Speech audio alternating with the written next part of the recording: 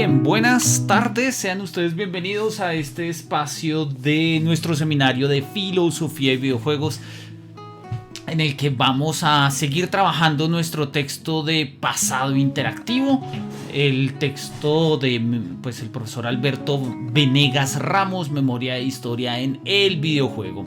Es un texto interesante que hemos arrancado, con el que hemos arrancado pues hace unas cuantas sesiones, ya vamos hoy por la tercera. Y oye, pues ha sido una revisión muy interesante. En la primera leímos la introducción, que está justamente acá. Que leímos estas 15 paginitas. La segunda parte, la segunda sesión, en la cual estuvimos hablando un poco de nuestro juego de Through the Darkest Times, que estaba inspirado en la Segunda Guerra Mundial, en un Berlín ocupado y debíamos ser la resistencia y demás.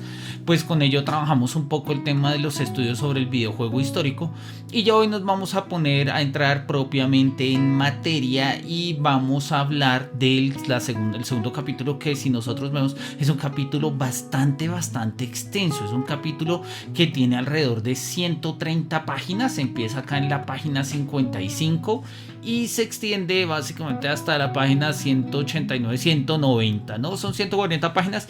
Naturalmente no las vamos a trabajar todas hoy, vamos a trabajarlo yo creo que en cuestión de 2 o 3 sesiones, dependiendo un poco cómo lo vayamos trabajando. Hoy vamos a revisar precisamente nuestros 4 primeros apartados de este segundo capítulo, es decir, las formas de la memoria en el videojuego: la memoria oficial, la memoria colectiva, la memoria individual y la memoria en términos de testimonio. Vean ustedes que el autor, de una manera bastante lúcida, creo yo,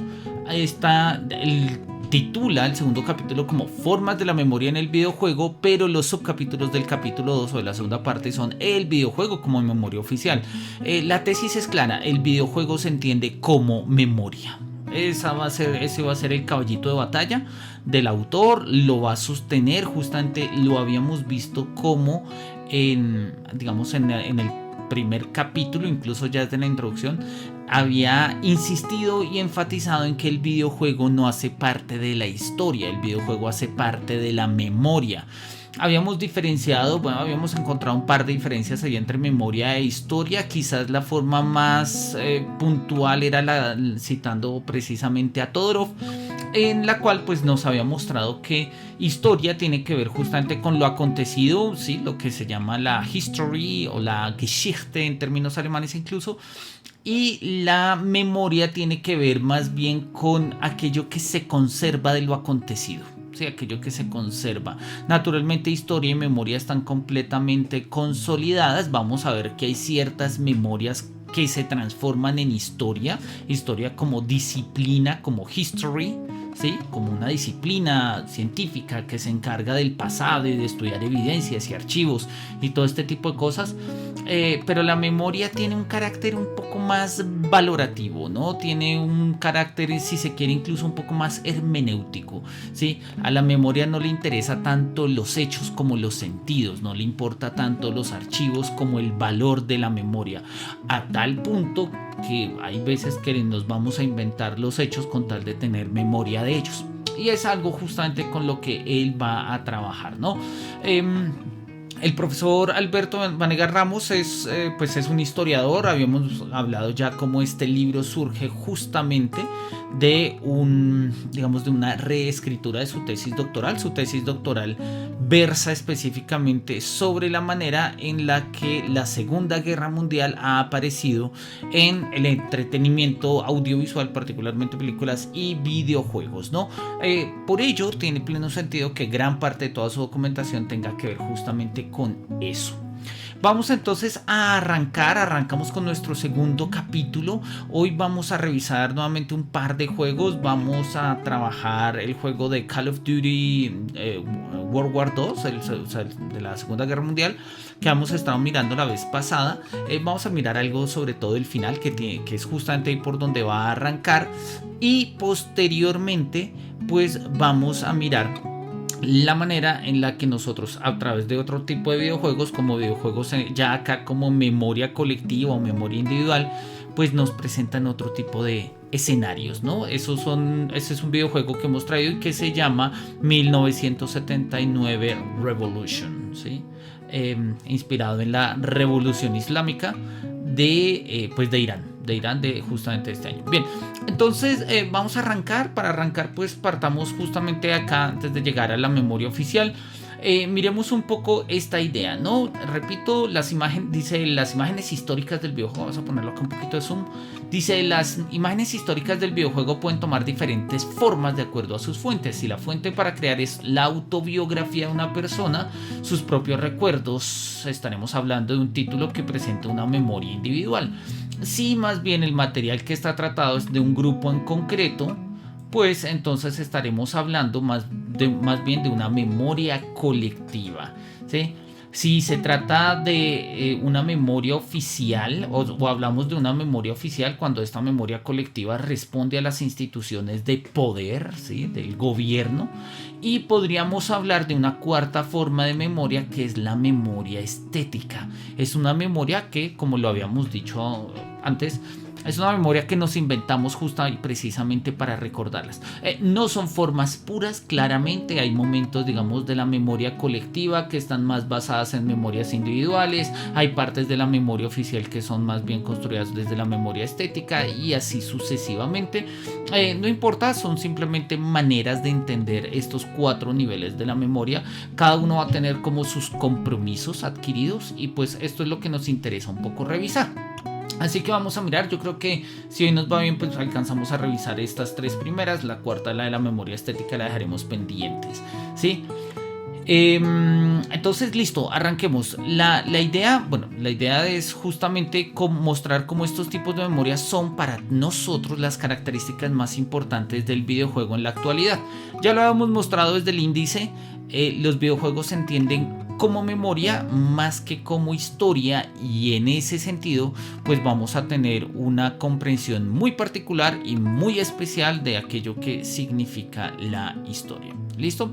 Entonces, bien, vamos a quiero antes de arrancar compartir quiero que veamos el apartado final justamente del videojuego de Call of Duty. Entonces denme un segundito a ver si lo puedo poner acá. No sé si YouTube me lo coja. Me lo está cogiendo. Perfecto, listo. No sé si me coge el audio también. Debería. Vamos a ponerlo acá.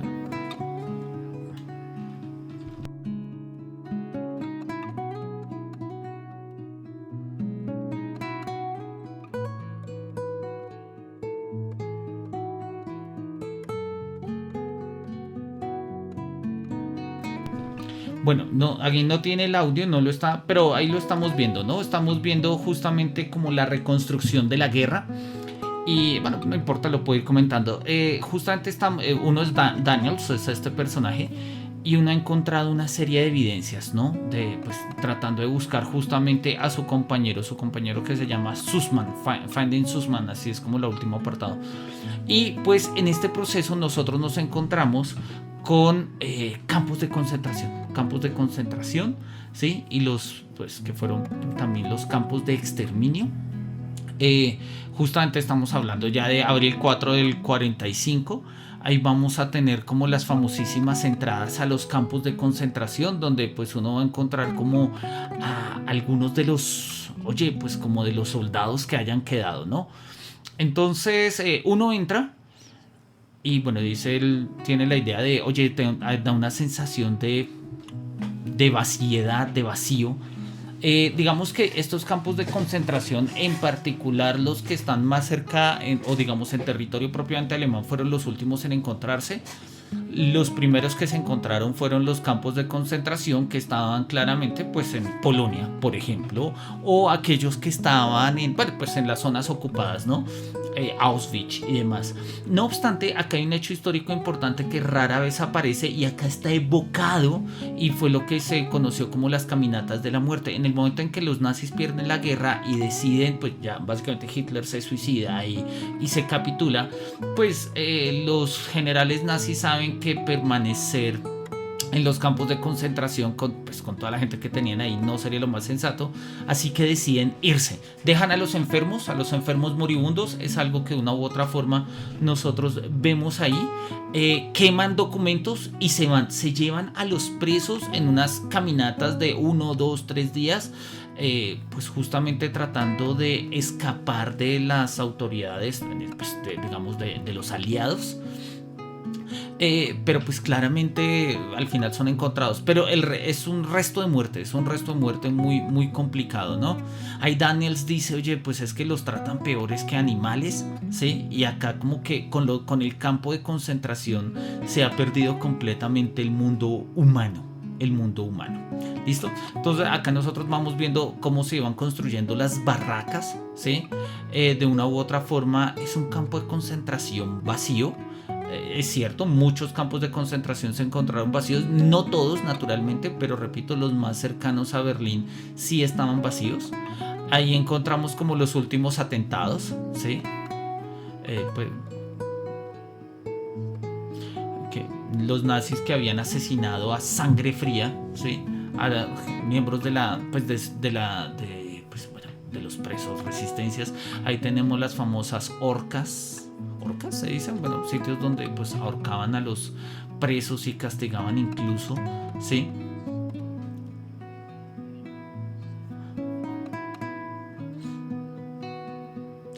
Y entonces ahí justamente pues bueno, nosotros vamos a mirar entre las personas que están ahí, vamos a encontrar a Sussman, ¿sí? Bueno, no lo vamos a encontrar propiamente acá, sino que lo vamos a encontrar en una de estas caminatas de la muerte, ¿no? Entonces ahí el sargento Pearson, creo que es el sargento acá en el juego, encuentra, sí, tal cual, el sargento encuentra un rastro y pues nosotros vamos a seguir el rastro y vamos a encontrar como los rastros, valga la redundancia, o los restos de pues estas caminatas de la muerte, ¿no? Bueno, acá es un flashback que tiene Daniels de su hermano, que no viene al caso, vamos a adelantarlo. Porque me interesa es cuando rescata a Sussman. Entonces,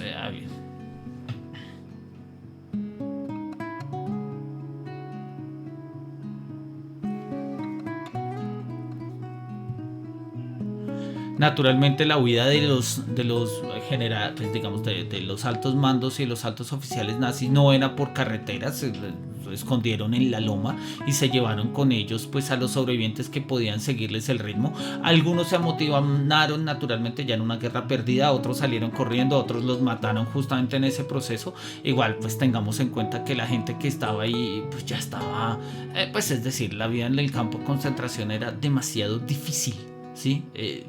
Pues inimaginablemente dura y difícil, y pues obviamente pues no iban a poder escapar. Entonces digamos que eventualmente eso es un poco en la dinámica del juego. Oye, es un juego, está basado en hechos históricos, naturalmente es un juego y lo ponen en términos dinámicos, pero es interesante que lo hayan puesto acá, ¿sí? Ahí tienen justamente el general nazi que ha estado matando como a los últimos sobrevivientes de los que huyeron con él en el campo de concentración. Y ahí pues vamos a encontrar a un Sussman completamente flaco, desgarbado. Él es un soldado que lo había capturado en una misión anterior del juego y lo habían llevado a los campos de concentración. Pues bueno, lo más elemental, tomar agua, documentar esto. Y este juego ha llamado por eso ante la atención por esto, porque es un juego que dentro de su trama jugable ha puesto los campos de concentración, ¿sí? De hecho, incluso en algún momento se hizo bastante publicidad con esto, quizás más de la que realmente ofrece el videojuego, pero bueno, no importa. Acá termina la guerra, termina también el video, vamos a dejarlo de ese tamaño. Vamos a volver nosotros acá a nuestro texto y miramos un poco lo que nos va a comentar el profesor Vanegas. Él dice: el videojuego como memoria oficial va a tratar justamente el juego del que acabamos de mirar, Call of Duty World War II. Es un videojuego de acción, una perspectiva en primera persona, sí, que fue desarrollado por el estudio gringo de Sledgehammer Games, distribuido por Activision, etcétera. Está ambientado en la Segunda Guerra Mundial, 1944. Uno encarna a Red Daniels y pues básicamente vamos a ir jugando con otra serie de personajes, en este caso pues al que acabamos de rescatar, que fue a Robert Sussman. Es interesante, la intención del videojuego queda claramente establecida, o así lo dicen los autores, en términos de la memoria. La intención del videojuego es, de acuerdo a sus responsables, recordar lo sucedido. Recordar lo sucedido. Nos dimos cuenta de que tenemos que seguir contando estas historias para que el mundo no olvide lo que sucedió y así no vuelva a suceder. Para ello contaron con numerosos recursos, desde la colaboración con veteranos de guerra, visita a lugares donde ocurrieron los hechos representados, la grabación de armamento real, etc. Y todo esto gira un poco a la idea que queda ahí puesta arriba de la memoria como garantía de no repetición. La idea de recordar el pasado es que no volvamos a caer en en aquello que que fue doloroso, aquello que no resulta deseable ni aconsejable. Entonces la idea de la memoria como no repetición se establece como una forma, como un supuesto mismo de la memoria. No de todas las memorias, pero por lo menos sí de la memoria oficial, como lo vamos a ver. Al profesor Alberto Vanegas le llama la atención la figura del Holocausto y a él no lo convence. Yo discrepo con él, a mí me parece que estuvo bien la manera en la que lo presentaron. Naturalmente, desde la perspectiva de un historiador, quizás se esperaría más documentación histórica. Siempre se puede tener más documentación histórica. El conocimiento histórico jamás está terminado, eso es una premisa fundamental de la historia como historia, o sea, como disciplina. Pero bueno, no obstante, pues digamos que el profesor a él no le gusta, él no termina de estar convencido. Dice, mira, acá cuando hablamos del holocausto, ¿sí? Este se incluyó, o sea, el holocausto, de acuerdo a sus responsables, como a consecuencia de la demanda de los usuarios, y sirvió de fuerte atractivo mediático y comercial. Claro, vendieron de hecho el juego como un juego en el que pues se iba a evidenciar el holocausto. Dos razones que encajan a la perfección dentro de la tesis propuesta por Finkelstein, que dice que el genocidio judío se ha explotado como negocio, y pues sí, es cierto, el genocidio judío ha servido, como ha servido muchas otras cosas, como negocio. Bueno, incluso el nacionalsocialismo triunfó, entre comillas, al volverse un valor comercial. Claro, el proyecto de ellos no era comercial, era político, racial, de otra índole. Pero de una u otra forma la cantidad de productos que giran en torno al nazismo hoy en día es altísima, ¿sí? Y pues todavía digamos que pues, se mueve un mercado en torno a ello. Entonces él dice, mira, son dos dogmas fundamentales que sustentan la estructura del holocausto. Uno, el holocausto constituye un acontecimiento histórico categóricamente singular. Dos, el holocausto marca el clímax del eterno y irracional odio gentil a los judíos. Es decir, tenemos como dos dogmas, dice él, que sustentan la forma de figurar, de pensar, de recordar el holocausto. Dice, justamente así es como aparece en Call of Duty, como un hecho angular. La prueba de esta afirmación es la inexistencia en esta obra de ficción o de cualquier otro videojuego que represente y reconstruya este periodo de cualquier otro genocidio como el romaní, el eslavo o el chino. Claro, le llama la atención, y si nosotros vamos a mirar, es cierto, ¿sí? El holocausto tal como se presenta en el videojuego, tal como lo acabamos de mostrar, bueno, ya que ahorita ponemos otra vez un par de imágenes, el holocausto no se ve, en sentido estricto no se ve. Aparecen los campos de concentración, aparecen los restos, hay fotos que evocan las fotos pues reales que se tienen, digamos, verídicas historiográficamente hablando.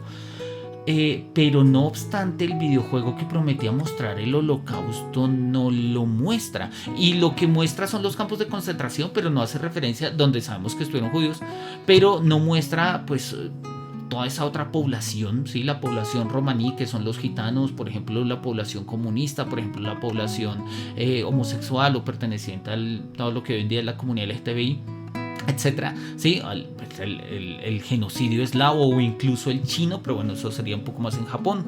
Entonces él le llama la atención que el juego tiene una promesa de mostrar lo que los otros no han mostrado, y bajo esa idea se pensó el juego, pero lo hicieron con tal delicadeza que al final no mostraron nada. Al final no mostraron nada, dice. Fueron con tanto miedo y delicadeza que al final no mostraron nada. Una decisión que Condry achacó a seguir el mismo camino de las grandes producciones cinematográficas y que le sirvió para presentar la representación del Holocausto como un gran logro en el medio. Claro, este tipo de juegos que nos presentan o nos dan la posibilidad de ver los campos de concentración, pues no nos los presentan con gente, nos los presentan usualmente vacíos. ¿Por qué nos presentan un campo de concentración vacío? Bueno, no sería sensato ni historiográficamente preciso que en medio, pues una vez ocurridas estas marchas de la muerte que habíamos hablado, pues hayan pues, soldados nazis en un campo de concentración que está siendo tomado por ejércitos de los aliados. Sí, claramente no lo es. Pero a él le interesa, al profesor Alberto Vanegas le interesa algo diferente. Él dice acá... perdón. Yo quería mirar esto. Al profesor le interesa es justamente... vamos a ponerlo acá un poquito más grande. A él le interesa es justamente cómo estos campos de concentración, y ahí lo vemos un poco en el fondo, ¿sí? Se ven particularmente vacíos, ¿sí? O sea, no hay rastros de, por ejemplo, de pues, cómo se trataban a los judíos, cómo se trataban a los cristianos, cómo se trataban, por ejemplo, a los políticos, cómo se trataban, por ejemplo, a los eslavos, a los gitanos. Es decir, se prometían cosas, pero al final no se visibilizan. Yo creo que es un análisis accurate, o sea, es un análisis correcto desde la perspectiva en la que él lo está mostrando, que es una perspectiva completamente historiográfica, pero yo creo que visto desde el plano del videojuego hay otra cosa. Los videojuegos no tienen por qué ser historia, de hecho esa es la tesis de él, y la idea de un videojuego es que sea un videojuego, no que sea un archivo historiográfico. Que puedan funcionar o alimentar archivos historiográficos, claro que sí, pues eso es parte de lo que estamos viendo, pero el videojuego no tiene que ser un archivo histórico. Entonces acá no necesitamos la precisión histórica. Lo que yo sí valoro y me ha encantado particular de esta parte final de Call of Duty es que uno puede atravesar un campo de concentración sin necesidad de disparar un arma. O sea, hemos jugado un juego de, pues es un first person shooter, es un Call of Duty, hemos disparado nuestro fusil, hemos cambiado fusil, lanzallamas, granadas, todo lo que se nos ocurra que podemos disparar, y hemos pasado, digamos, de una u otra forma por misiones bastante álgidas. En el momento del final, ¿sí?, donde pues ya se va a dar el clímax porque ya se va a terminar, tenemos un momento de pausa. Un momento de pausa donde ni siquiera el control del juego nos permite correr. Y eso hace que tengamos que transitar este espacio de manera lenta. Y por ende, pues, hasta cierto punto reflexiva. Y cuando no queremos pues cuando no, digamos, si queremos incluso ir más rápido, el videojuego toma unas instantáneas como son estas fotos y nos impide incluso el movimiento, nos hace ver la foto, ¿sí? Que repito, son fotografías inspiradas o bueno, digamos reconstruidas en términos historiográficos a partir de pues, evidencias fotográficas que hay que funcionan como archivos digitales hoy en día. Entonces yo creo que está bien. De hecho, a mi juicio creo que lo hace bien. Si nosotros quisiéramos ver otra cosa en el holocausto, o en este caso digamos del holocausto en el contexto de un Call of Duty, pues naturalmente tendríamos que pensar en otro tipo de juegos. Y tendríamos que pensar en otro tipo de juegos justamente porque pues no tiene sentido un first person shooter en medio del holocausto. Justamente las víctimas del holocausto no tenían armas, sí, eran presos, sí, estaban disminuidos, etcétera. Entonces naturalmente necesitaríamos otra forma de juego, y pues otra forma de juego presenta los campos de concentración de otra manera. Entonces a diferencia del profesor Alberto Vanegas, yo creo que sí es cierto, no muestra lo que prometía mostrar, pero ello no quiere decir que haya una especie de empobrecimiento de la comprensión histórica. Yo creo que, repito, el éxito de esta versión de Call of Duty es habernos hecho transitar, ¿sí?, dentro de la experiencia de juego por un campo de concentración en el contexto de un first person shooter, donde es acción dinámica todo el tiempo y de un momento a otro tenemos una pausa. O sea, si lo miro desde la experiencia de juego, tiene sentido. Si lo miro como una reconstrucción histórica del Holocausto, tiene razón, carece de sentido. Carece de sentido. Ahora, a él le llama la atención cómo es que esto que íbamos a decir, que íbamos a presentar el Holocausto y los campos de concentración, terminó traduciéndose en medio presentar el Holocausto a través de una muy rápida visita por los campos de concentración. A él le llama la atención esto precisamente, ¿sí? Porque él considera que nos hemos inventado de alguna manera, a partir de una memoria oficial, lo que ha sido el Holocausto. Y él lo dice, el Holocausto tradicionalmente uno dice, sí, los judíos. Y sí, murieron muchísimos judíos. La cuenta más o menos asciende a más de 6 millones. Pero, pues oye, no fueron los únicos. No fueron los únicos. Pero bueno, esa es la memoria que tenemos. Y él dice, mira, este fenómeno revela indudablemente un proceso de reificación del pasado. O sea, volvemos el pasado una cosa. Ahí lo dice él, un objeto de consumo estetizado, neutralizado, lo que va a llamar como hiperhistoria, y los retrolugares tiene que ver justamente con esta reificación del pasado. Nos hemos imaginado tanto los campos de concentración y el Holocausto de una manera gracias al cine, las películas, videojuegos, videos y demás, que pues fue así, es así, es así. Por lo tanto, Sledgehammer Games y Activision no deseaban mostrar el Holocausto de la manera más auténtica posible. No, ese no era el propósito.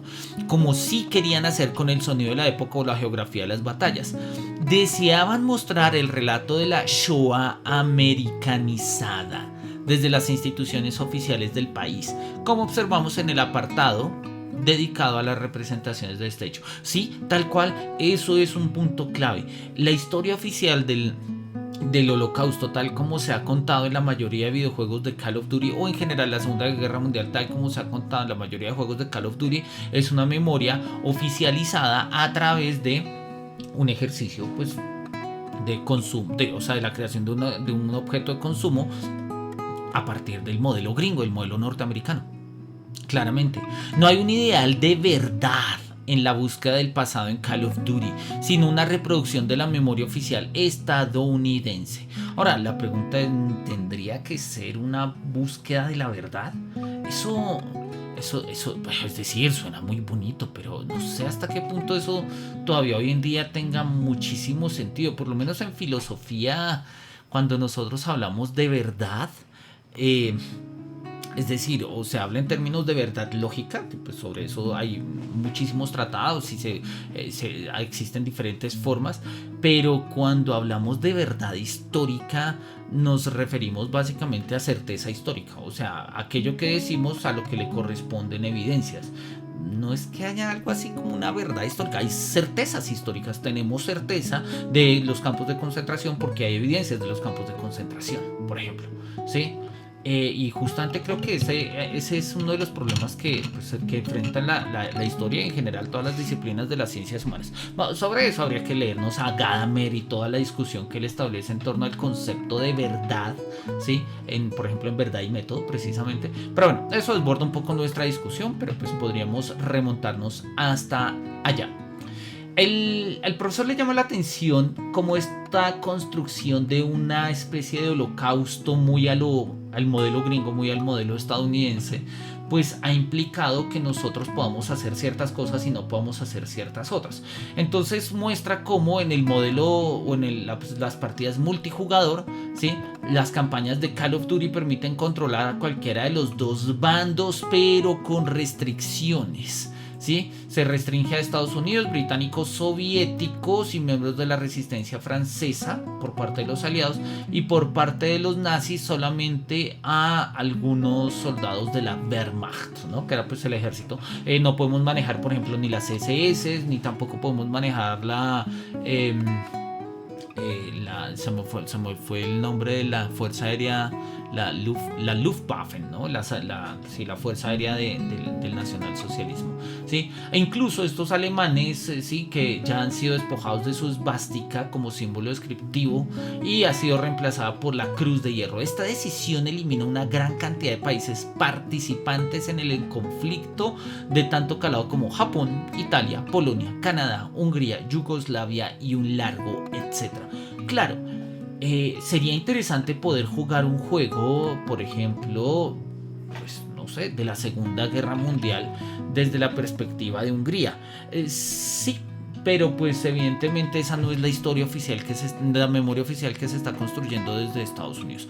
Entonces, esto naturalmente tendría que surgir de un interés húngaro, por ejemplo, o yugoslavo, bueno, ya Yugoslavia no existe, o canadiense, o polaco, por ejemplo. Bueno, un ejemplo polaco lo habíamos visto con los juegos la vez anterior. No eran juegos en plan de first person shooter, pero oye, habían unas evidencias,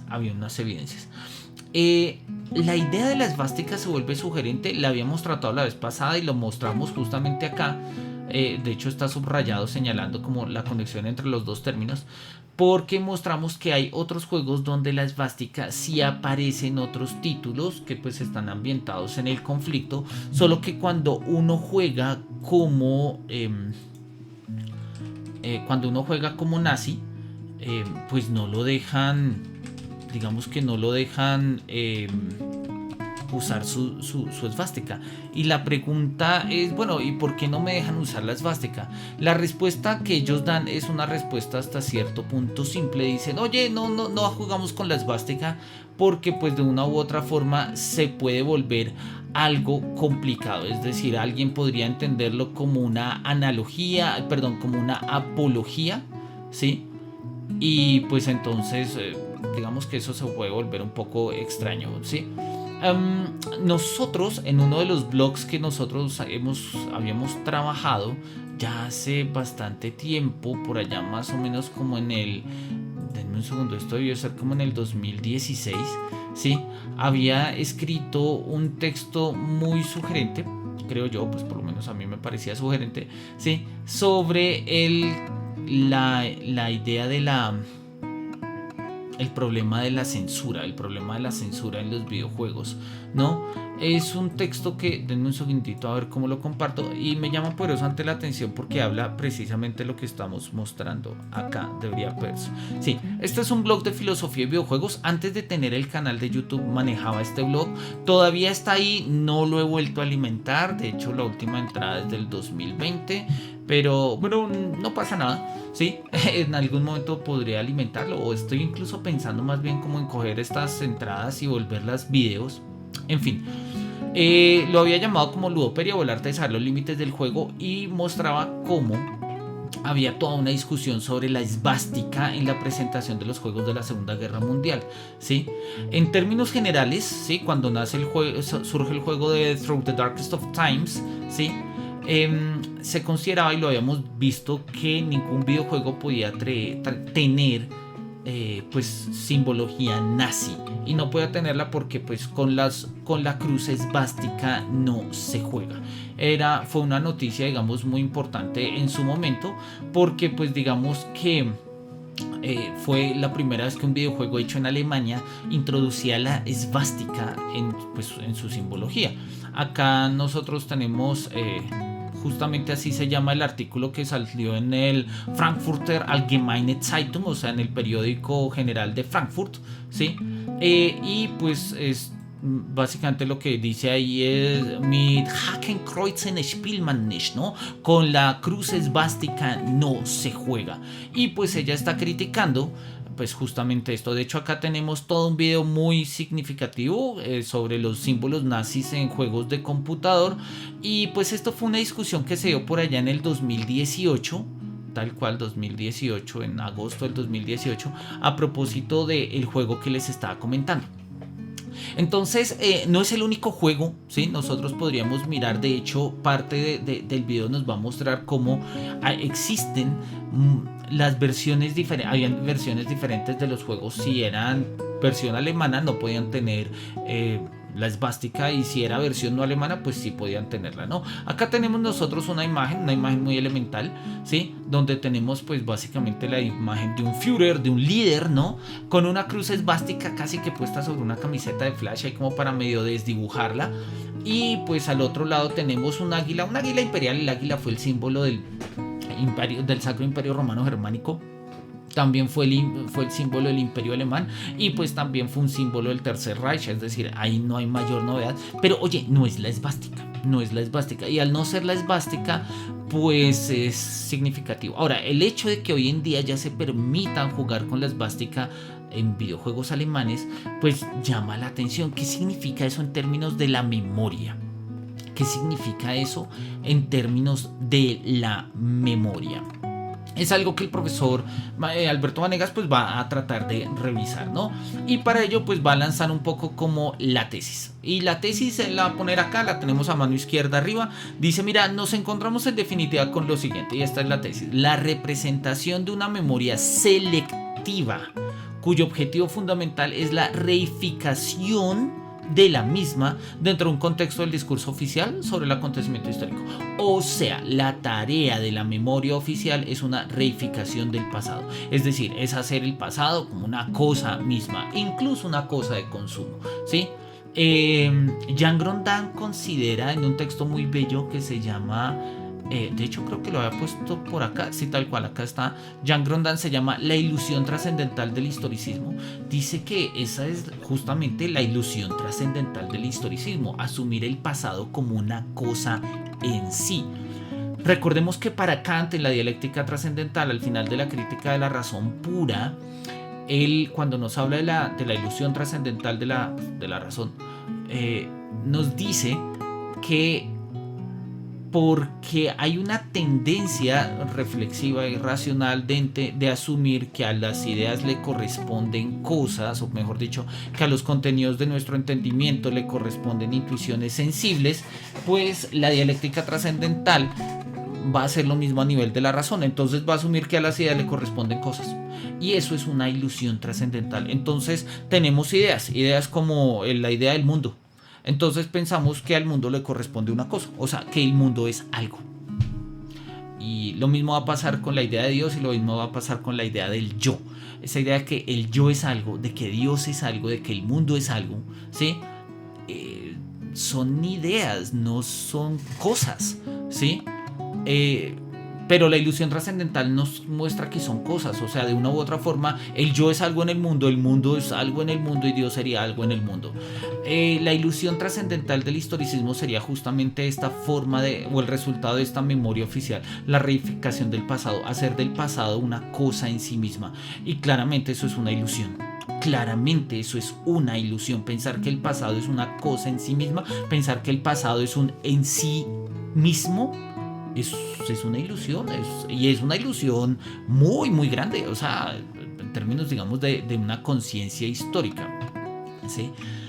Por ello al autor le interesa seguir haciendo estas distinciones y mostrando que una cosa es hacer historia y otra cosa es hacer memoria. Los videojuegos están del lado de la memoria, ¿sí? Y lo dice y lo repite, Call of Duty. Frente a todas estas evidencias se nos antoja muy difícil definir Call of Duty como historia. No existe una pretensión de verdad y su desarrollo no está movido por la curiosidad. Yo aquí le pondría una interrogante. Yo no sé hasta qué punto la tarea de la historia sea la verdad. No sé, ahora no soy historiador, pero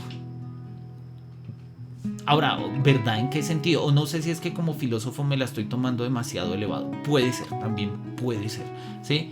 Pero creo, no sé, creo que ahí hay una lectura un poco complicada. Pero bueno, como ese no es el camino que vamos a transitar, no importa, porque la idea es que el juego se entiende como memoria. Dice, frente a estas evidencias se nos antoja muy difícil definir Call of Duty como historia. Sin embargo, resulta muy fácil definirlo como memoria. De acuerdo a Todorov, en la memoria, la elección de los hechos y su disposición jerárquica no la llevan especialistas, sino grupos influyentes. Gente que recuerda simple y llanamente eso. Entonces, lo que nosotros vamos a mirar es cómo el juego, y es esta tesis subrayada acá en verde, ¿sí? Esta concepción del videojuego de Call of Duty no se presenta como una historia, no es un archivo histórico de lo que históricamente ha acontecido, sino es una memoria oficial. O sea, lo que nosotros jugamos cuando jugamos Call of Duty es más o menos lo que los gringos creen que pasó en la guerra. básicamente, ¿sí? De hecho, ya lo hemos visto nosotros. Bueno, hay otros Call of Duty, por ejemplo, el segundo Call of Duty nos deja jugar con un soldado ruso, con Pacific, creo que es que se llama. Tendría que volverlo a jugar, no recuerdo ahorita el nombre bien. Pero sí, uno podría jugar con soldados rusos. ¿Sí? Ahora, pues hay una diferencia entre esta versión de Call of Duty y el Call of Duty 2 que básicamente salió hace un poco más de 15 años. La geopolítica mundial se ha movido y pues ahora Rusia significa otra cosa. El recuerdo de la Segunda Guerra Mundial se ha convertido en Estados Unidos en todo un mito nacional. Sí, es cierto, así funciona y todos los museos gringos muestran cómo fue la gran victoria sobre la Segunda Guerra Mundial, de tal manera que cuando nosotros consumimos productos históricos gringos, o bueno, inspirados o que surgen de este imaginario, pues lo que estamos viendo es una memoria oficial, clarísimamente, ¿sí? Al profesor Alberto Vanegas le llama la atención y quiere confrontar esto con otros ejercicios. Va a mostrar cómo la historia oficial tiene unas peculiaridades que en el fondo se repitan sin importar desde dónde se toman. Entonces va a mirar, y vamos a mirar acá, hay varios casos, sobre todo va a analizar el caso de China, que es un caso que a él le parece maravilloso. Yo la verdad no lo conocía, pero bueno, vamos por partes, ¿no? Él dice, mira, podemos mirar esta memoria de Estados Unidos, cómo ha influido, por ejemplo, gracias a los medios de comunicación en Francia, ¿sí? Donde el título Steel Division Normandy 44, ¿sí? Que es un juego francés, ha reproducido el discurso estadounidense oficial para ser consumido en el mercado anglosajón, ¿sí? Entonces, yo tenía acá un video, denme un segundito. No lo tengo abierto. Bueno, no pasa nada, ¿sí? Acá lo puedo poner. Cuando nosotros miramos este video, vamos a ponerlo acá en... pero es que tengo que abrir otra vez la ventanita. Listo, cuando nosotros miramos este videojuego que es francés de Steel Division Normandy 44, pues básicamente nos vamos a encontrar, es un juego tipo gestión, ¿sí? Donde pues nosotros básicamente tenemos que pues resolver, ¿sí? La parte de empujar al Ejército Nacional Socialista pues a replegarlo, digamos, sobre su propio terreno, ¿no? Entonces acá miramos a parte derecha, tenemos el nivel de los aliados, el nivel del eje, bueno, es un juego de gestión de personas en un contexto bélico, ¿no? Pues entonces tenemos una dimensión ahí, pues justamente como de gestión, estamos mirando pues nuestros tanques, baterías antitanques y demás. Y si nosotros miramos, vamos un poco más adelante acá a mirar un poco la acción, entonces tienen una especie de rango, ¿no? Entonces ahí la persona que estamos jugando, acá tenemos el video del buen Chiches, es un amigo, no lo conozco, pero es un youtuber al que quiero mucho y le tengo mucho cariño. Y me ha enseñado, hecho, mucho sobre este tipo de videojuegos de gestión. Y entonces nosotros vamos mirando ahí cómo se va dando el combate, ¿no? Tenemos como una franja azul y una franja roja. La franja azul pues hace referencia justamente a cómo va, digamos, pues cómo se va enfrentando, ¿sí? Entonces en este caso creo que el color azul le corresponde al eje, ¿sí? Sí, porque él está jugando con los nazis, correcto. Y el color rojo le corresponde a los nazis, ¿sí? Entonces, bueno, es una parte del juego, la presentación es sugerente, demás, pero al final de cuentas no nos está contando una historia diferente a la que ya nos han contado los juegos, ¿sí? Es decir, los mismos juegos tipo Call of Duty, tipo Medal of Honor y demás, estamos repitiendo una memoria oficial. Ahí tenemos una imagen de los tanques, vamos a dejarlo eso por ahí. Y seguimos mirando acá un poco. Entonces dice, se vuelve a dar la misma situación, ¿no? Esta memoria oficial tiene un pasado sin aristas, es homogéneo, estilizado, ¿sí? Con la intención de ser aceptado por la mayor audiencia posible. Entonces, cuando nosotros vemos en un juego, pues un combate en la Segunda Guerra Mundial, pues tenemos ya ciertos, Gadamer diría, prejuicios, o sea, ciertas formas comprensivas que nos permiten entender con lo que estamos entrando en contacto sin que nosotros seamos demasiado críticos ni perceptivos, incluso a veces sin darnos cuenta de qué es lo que se está moviendo ahí atrás. Eso en términos históricos pues muchas veces tiene que ver con eso, con el pasado reificado, o sea, con el pasado que se ha vuelto cosa y que pues lo hemos convertido en un objeto de consumo. Lo hemos convertido en un objeto de consumo y pues ahí está y lo asumimos, ¿no? Estados Unidos no es el único país que ha tratado de presentar una visión homogénea del pasado, ¿sí? Otros países como China están tratando de modificar su representación del ayer y del hoy a través de los videojuegos, ¿sí? La imagen que aparece acá, esta imagen, ¿sí? Pertenece a una película, Operation Red Sea, donde el ejército chino tiene como objetivo rescatar a 225 extranjeros y más de 600 chinos del puerto de Aden durante la guerra civil yemení, ¿sí? Una guerra de Yemen. La cinta, estrenada en China durante el 2018, contó con un presupuesto de $70 millones, pero recaudó 600. O sea, fue un éxito. ¿Y por qué fue un éxito? Porque de una u otra forma está haciendo lo mismo que ha hecho Estados Unidos con tanto éxito gracias a toda la industria del entretenimiento, y es consolidar un pasado. ¿Y cómo se consolida este pasado? Pues él ya nos lo había dicho, de hecho lo habíamos anotado acá que estaba en la página 18, ¿sí? Se logra consolidar un pasado gracias a la formulación o digamos a la construcción de memorias fuertes. ¿Qué es eso de una memoria fuerte y una memoria débil? Lo habíamos visto por allá en la página 18. Miremos cómo es que es. En la página 18 dice: la historia, afirma Kang, ha sido adoptada por los medios de comunicación de masas. A través de su repetición han logrado convertir una memoria débil en una memoria fuerte. Ojo, a partir de su repetición han logrado convertir una memoria débil en una memoria fuerte. Claramente la manera en que nosotros conocemos el Holocausto, que es una memoria fuerte, pudo haber surgido de una memoria débil. Una fotografía de un soldado norteamericano, más un testimonio, más alguien que vio, más un dibujo, más un informe, etc. ¿Sí?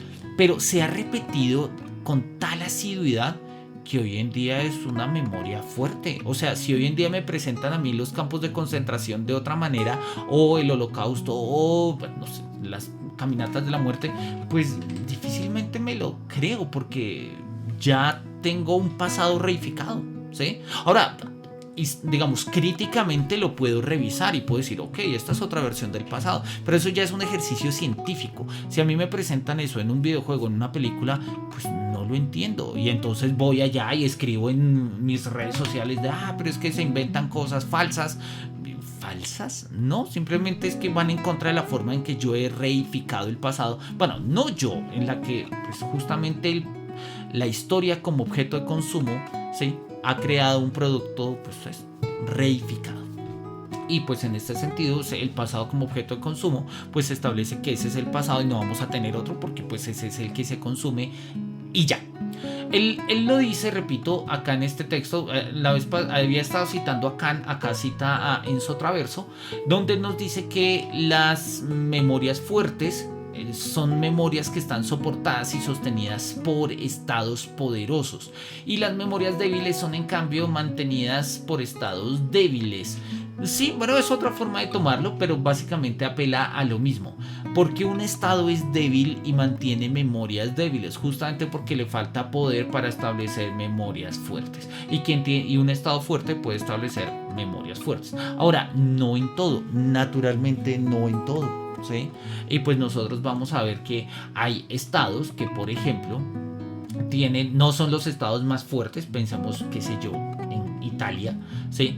Pero hay memorias muy fuertes en Italia, por ejemplo la memoria religiosa en Italia, ¿sí? La cantidad de santuarios, reliquias y una cantidad de cosas, claro, y implica otro tipo de poder. No es un poder religioso, no es un poder político, es un poder religioso, pero es un poder. Pero bien, sigamos revisando el caso China. Dice que China logró, gracias a su crecimiento militar, político y económico en los últimos 50 años, cambiar la situación de su memoria y convertir su recuerdo de la Segunda Guerra Mundial en un relato fuerte, capaz de competir con el de otros como Japón. Él va a sostener a continuación que también es posible que pase lo contrario, ¿sí? Es probable o es posible que una memoria fuerte pueda convertirse en débil y pasar a la defensiva, como le ocurrió recientemente a Rusia, donde una serie de televisión británica ha narrado el trágico suceso de Chernobyl y ha provocado la respuesta del país ruso con una serie de televisión, etc. Es decir, mientras que la Unión Soviética estuvo en el poder y no importa lo que haya pasado en Chernobyl, pasó, ¿sí? Pues digamos, la memoria fuerte de Rusia había dicho no, esto pasó por X o Y, contó su historia. Hoy en día eso es una memoria débil, hoy en día no mucha gente lo cree, no mucha gente lo ve, incluso por ahí no falta el que hable de extraterrestres y cosas por el estilo, ¿no? Y dicen, oye, miremos que esto no es algo que solamente haya utilizado Estados Unidos y en general las capitales del mundo occidental. También el mundo oriental, China y Rusia lo han usado. Tanto Rusia como China se han servido de los medios de comunicación de masas, entre los que se encuentra el videojuego, para disputar la memoria y representar nuevos relatos favorables. Un estudio ruso con el apoyo del ejército presentó el videojuego Syrian Warfare del 2017, que era una representación rusa de la guerra. ¿Sí? Es un videojuego, visualmente es bonito, a mí por lo menos me gusta. Vamos a compartir las imágenes de acá del video, ¿sí? Es un video también parecido, o sea, se parece también como un videojuego de gestión, donde parecido al que estamos viendo ahorita. Nosotros podemos, de hecho, nuestra tarea es como gestionar un ejército que pues está tomando posiciones en un mapa, ¿no? El mapa lo tenemos ahí a mano izquierda, ¿sí? Tenemos en el mapa, no sé si se alcanza a ver, unos pequeños circulitos verdes que son los atacantes, unos círculos azules o unas figuras azules que son pues nuestro ejército, y unas zonas rojas que son las que debemos, digamos, controlar. Entonces, pues bueno, esto es un juego ruso cuya dinámica, pues como videojuego es justamente una dinámica. En este caso tiene pues como, hay dos tipos de misiones muy típicas de este juego. Está la estrategia típica de Defend the Tower, de defiende la torre o de conquista la bandera, o sea, pues te llega a un punto y consérvalo. Entonces, en este sentido, lo importante no es tanto acá como el gameplay del juego, sino lo que se está tratando de mostrar en el juego. Cuando nosotros miramos, pues claramente la narrativa que cuenta el juego respecto a la guerra es diferente a la que nosotros contamos, ¿sí? Mientras que tradicional, o la que se nos cuenta, mientras que la mayoría de los casos que nosotros vemos con productos occidentales, noticieros occidentales, nos cuentan que los conflictos en Siria han surgido precisamente por la hegemonía que quería Rusia del petróleo, del Golfo Pérsico y demás. Pues acá el juego muestra que realmente Rusia son los buenos, y lo único que están tratando en la guerra con Siria es que pues no todos los recursos queden en manos occidentales, porque el mundo oriental pues queda completamente desfavorecido, y al final de cuentas el único país que puede darle frente o hacerle frente a las grandes potencias occidentales son los rusos. Eso es la tesis del juego. Es un juego que sale en el 2017, en el 2022 esto dejó de ser un juego y se volvió ya una realidad con la invasión a Ucrania, lo cual pues bueno, no deja de ser pues hasta cierto punto curioso. Vamos a dejar nuestro juego ahí y vamos a mirar otros ejemplos que nos trae a colación todavía el profesor Venegas. Acá dice, oye, ¿podemos mirar otro tipo de juegos? Sí, está el juego de Syrian Warfare, sí, está el juego de 90 Company Roots of Terror, sí, que es un juego ambientado en la batalla o en la guerra entre los afganos, si eran los afganos y los rusos, sí. Y entonces esta es la descripción que aparece en Steam, o aparecía, no he tenido tiempo de mirar si estaba ahí. Dice que está tomada del 19. Es probable que todavía esté ahí. Dice, mira, el juego es un juego de estrategia orientada a la acción militar, ¿no? Durante la campaña militar soviética en Afganistán. Sigue la historia de una irregular banda de jóvenes reclutas que se sometieron a un brutal entrenamiento en el valle Ferganza de Uzbekistán, y culmina con un sangriento sitio contra los guerreros Mujahideen, no sé, en la cima de una montaña sin nombre en Afganistán. Es la batalla de las Termópilas de nuevo. Un luchador ruso por cada 10 afganos. Wow, así una cuestión como completamente estrambótica, y a él le llama la atención y dice, oye, la comparación con la batalla de las Termópilas no es gratuita. Como pudimos observar en el caso de Siria, los rusos se presentaron a sí mismos como los encargados de sostener la civilización, ¿sí? Los encargados de sostener la civilización. Y esto mismo va a ocurrir en el caso de Irán, ¿sí? Que han creado justamente un juego que se llama Fighting in Alden Gulf, del Golf, no sé, 2017, donde pues básicamente es un juego pro gobierno, ¿no? Pro militar del actual sistema político, no sé, teocrático del actual Irán, ¿no? También incluso ISIS, ¿sí? Va a tener este tipo de casos, ¿sí? Donde van a utilizar los videojuegos, ¿sí? Para utilizar la expresión de Javier Lesaca como armas de seducción masiva, ¿sí? El videojuego como arma de seducción masiva. Y pues tiene acá unas frases bien sugerentes. Dice, en junio un luchador de ISIS le dijo a la BBC que su nueva vida era mejor que ese juego de Call of Duty, ¿sí? Y en algunos videos de reclutamiento de ISIS decían, oye, si te unes a nosotros puedes disparar todas estas cosas. Claro, la idea de mostrar en un videojuego las ventajas, así sean ventajas puramente en el orden de la simulación, ¿sí? O sea, fingidas en el orden de un videojuego, y pues hasta cierto punto tampoco fingidas también en el mundo real, porque no todos los que se unían a ISIS terminaban siendo pues personas que lanzaban morteros en primera línea. Naturalmente, habían muchas cosas que hacer, y pues obviamente incluso muchos terminaban siendo carne de cañón en otro sentido, y ni siquiera se les asignaban armas. Pero oye, lo importante acá en términos de un estudio de los videojuegos históricos es cómo el videojuego ha servido incluso para ello, ¿sí? E incluso un juego tan, pues ya se toma Call of Duty como género, ¿no? Sí, mejor que ese juego de Call of Duty, ni siquiera es que sea uno específico, se trata más bien como del género de los shooters ambientados en guerra. Él considera que nosotros acá tenemos que volver sobre nuestras dos preguntas, ¿sí? La primera, el porqué del uso de los videojuegos para crear memoria, sí, sobre todo memoria oficial, y dos, el potencial alcance de dicho empleo, o sea, hasta dónde alcanza este uso. Él va a seguir más adelante dando un par de ideas y volviendo sobre una tesis que nos ha mencionado atrás. Él nos decía que el videojuego como medio cultural cuenta con una importancia creciente dentro de la difusión de mensajes e imágenes favorables a intereses geopolíticos internacionales. Es sugerente, porque pues no sé, quizás es por las referencias que yo leo, que usualmente están más cercanas a perspectivas más o de diseño de los videojuegos o directamente de filosofía de los videojuegos, pero esta perspectiva de los videojuegos vistos como un acto comunicativo pues me parece muy lúcida, y pues no creo que sea nueva, yo creo que existe desde hace mucho, pero pues acá es la primera vez que la veo. Y acá el profesor Alberto Vanegas insiste en que los videojuegos se entienden como un acto de comunicación. Lo había dicho en la introducción y acá lo repite. Sí, son un acto de difusión de mensajes e imágenes que obviamente se hacen con una intención, ¿sí? Y pone ejemplos, ¿sí? Existió, por ejemplo, Gu Kai, vicepresidente de Gen Network Technology, afirmó durante una entrevista ofrecida a la BBC: la mayoría de los jóvenes desde el fondo de sus corazones quieren ser soldados, ¿sí? De tal manera que el objetivo fundamental de los videojuegos tiene que ser aumentar el reclutamiento militar, punto.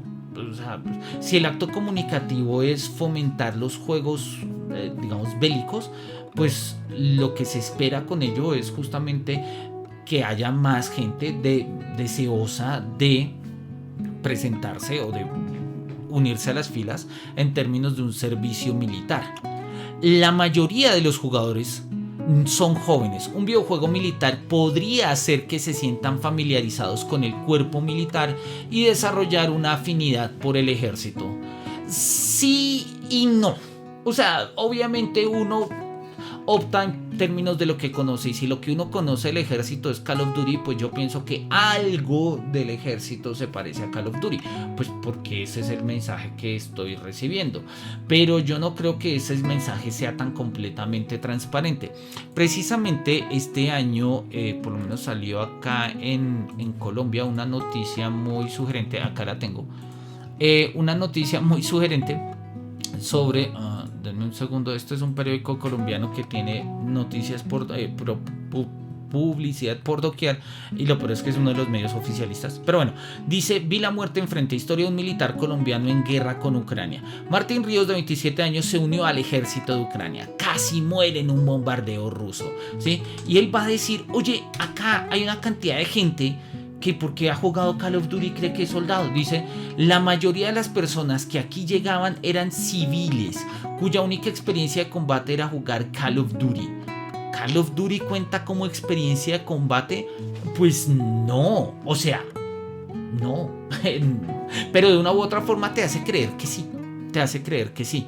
¿Sí? Y eso es justamente cuando esta memoria oficial es muy vívida, o sea, es tan significativa que asumimos que la reivindicación militar que se hace a través de un videojuego pues implica que el contenido de los videojuegos se reivindica también militarmente. O sea, si el videojuego me reivindica la vida militar, la vida de los soldados, entonces yo asumo que la vida militar de una u otra forma se parece al mundo de los videojuegos. Y pues eso no es así. En una guerra no hay respawn, se exigen ciertos aspectos de disciplina, no es el festín de las balas, ¿no? Ningún combate hay tanta munición como la hay en un videojuego. De hecho, los videojuegos, en particular los enemigos, tienen munición infinita, ¿sí?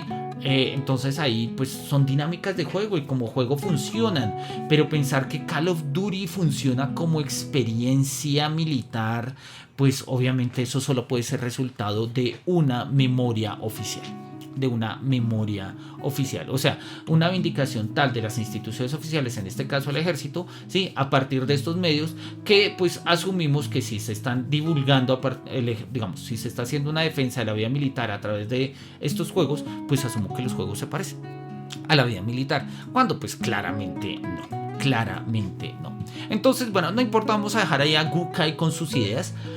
Nosotros nos interesa como seguir mostrando un poco y desarrollar un poco esta idea, ¿no? El videojuego es una herramienta útil para transmitir mensajes favorables a ciertos intereses, en este caso geopolíticos, porque estamos hablando de una historia oficial, ¿no? Ya habíamos hablado del caso estadounidense, ¿sí? Pero no es el único, hay otros casos, ¿sí? Y vamos a hablar nuevamente del caso de China, que repito es un caso que le llama poderosamente la atención. Entonces dice: los videojuegos bélicos chinos han encontrado en Japón un enemigo tanto histórico como presente. Claramente durante la Segunda Guerra Mundial los chinos y los japoneses tuvieron unas relaciones difíciles porque pues parte del proyecto fascista del emperador Hirohito era apoderarse de China, pues, simple y llanamente, cosa que no pudo hacer por las dinámicas propias de la guerra. Pero históricamente ya incluso desde antes, ¿no? Desde el Japón feudal hubo muchas guerras y muchos conflictos con el mundo chino, e incluso hoy en día, al final de cuentas, pues Japón después de la Segunda Guerra Mundial ha sido un foco de, digamos, más que un foco, ha sido una puerta de occidentalización en el mundo oriental, y eso políticamente se puede ver de muchas maneras. Entonces los chinos en general, el gobierno chino en general, ha diseñado una serie de obras y trabajos para pelear contra esto, ¿no? Entonces nos hablan, por ejemplo, de unos juegos que se llaman los juegos rojos, ¿sí? Que son justamente estos juegos donde los japoneses son los malos, con todo lo que ello significa. El pasado, el presente y el futuro de Japón implicaría un poco eso. Es característico que un juego rojo tenga lugar desde la Segunda Guerra Mundial hasta la Guerra de Corea. Son muy pocos los que se basan en la era moderna. El jugador usualmente toma el control de un escuadrón del ejército chino. Los personajes chinos nunca se verán sangrando o muriendo, jamás, ¿sí? Eso va a tener todo su eco en la televisión china, que va a ser pues justamente lo propio con todos estos programas de televisión que nos quedan reseñados por acá, ¿sí? Y pues también con un ejemplo muy muy clave de un videojuego que salió, si mi memoria no me falla, a comienzos del 2010, 2012, 13 sería, que se llama Resistance War Online, donde acá cuenta 100.000 jugadores chinos en menos de un día, ¿sí? Se unieron pues justamente como para jugar. Este videojuego permitía al usuario tomar las armas contra la ocupación japonesa y lograr expulsar al invasor sin la ayuda de ningún otro país. Esto no es nada raro, o sea, si nosotros nos damos cuenta, y nosotros lo consumimos como latinos en general acá en Colombia, por ejemplo, que pegó muchísimo. Durante los años 80 el grueso de los enemigos eran los rusos, en particular en toda la industria del entretenimiento. Bueno, Rocky tenía que pelear contra el ruso y demás. Posteriormente, una vez cae la Unión Soviética, los malos dejan de ser rusos o comunistas y empiezan a ser más bien como todo el cartel de la droga latinoamericano, en particular colombiano. Y ya en el 2000 esto se desplaza a Medio Oriente y los enemigos son pues afganos, talibanes, ¿sí? Y luego ISIS, ¿sí? Y eso pues va creando una especie de islamofobia extraña en nuestro mundo occidental, donde uno ni conoce el Islam y pues de entrada se desprecia el Islam, ¿no? O sea, la memoria oficial a través de los videojuegos está orientada a un nacionalismo. Hay una categoría que él llama, me parece maravillosa, y se llama nacionalismo digital. Nacionalismo digital. Y uno lo ve, es que es una categoría brillante, porque, por ejemplo, pongamos los casos de la Segunda Guerra Mundial. Si nosotros tenemos una versión diferente de un juego de la Segunda Guerra Mundial, o sea, estamos tan nacionalizados digitalmente con la reificación del pasado angloparlante, o sea, gringa, inglesa, francesa y demás, ¿sí? Que pues no la aceptamos porque así no fue la Segunda Guerra Mundial. Y o sea, ¿tú cómo sabes cómo fue? Se puede saber naturalmente hasta donde se pueda saber, o sea, pero para eso ellos se necesitan ejercicios historiográficos. Lo sugerente y lo interesante acá es que no importa, porque vamos tomando una especie de nacionalismo digital. Él de hecho lo pone acá. Estaba buscándolo y lo tenía ahí subrayado y no me había dado cuenta. El nacionalismo digital chino es la respuesta al japonés. Y nosotros vamos a ver que pues hay nacionalismo digital gringo y hay nacionalismo digital ruso y hay nacionalismo digital en general.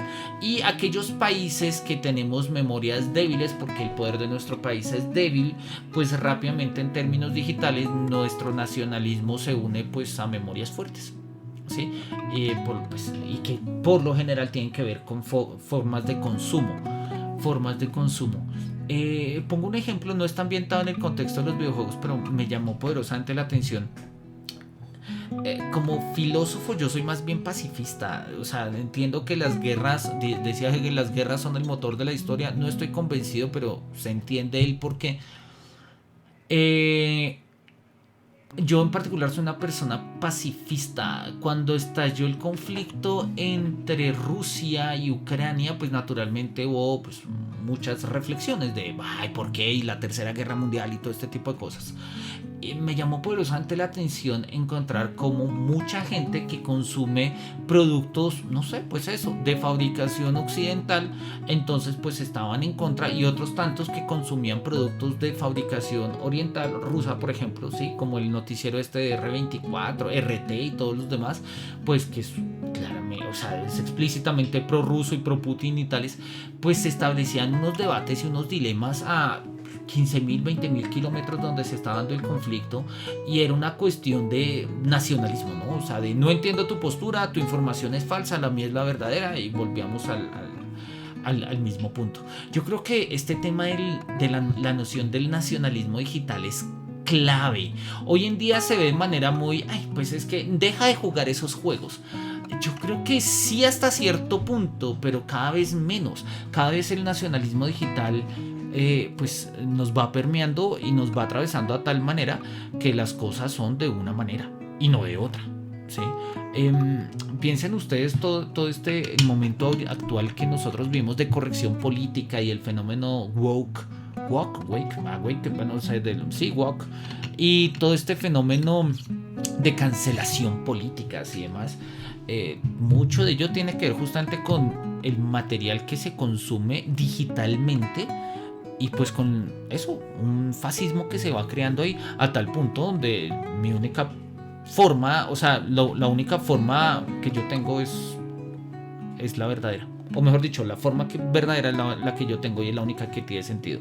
Tradicionalmente los nacionalismos por su nombre hacen referencia a naciones. Eventualmente nosotros podemos contar estas memorias oficiales vinculadas a naciones, entonces podemos hablar de nacionalismo. Pero rápidamente esto está trascendiendo, ¿sí? El plano meramente nacional, pero sigue funcionando en plano fascista, o sea, en plano de un nacionalismo que se construye a partir de la invención de su historia y demás.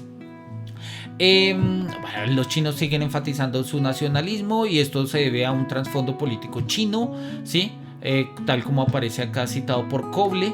En el 2010, la imagen representada es la de una nación china asediada. Un gobierno fuerte y autoritario se antoja una necesidad absoluta para mantener la fuerza de un país.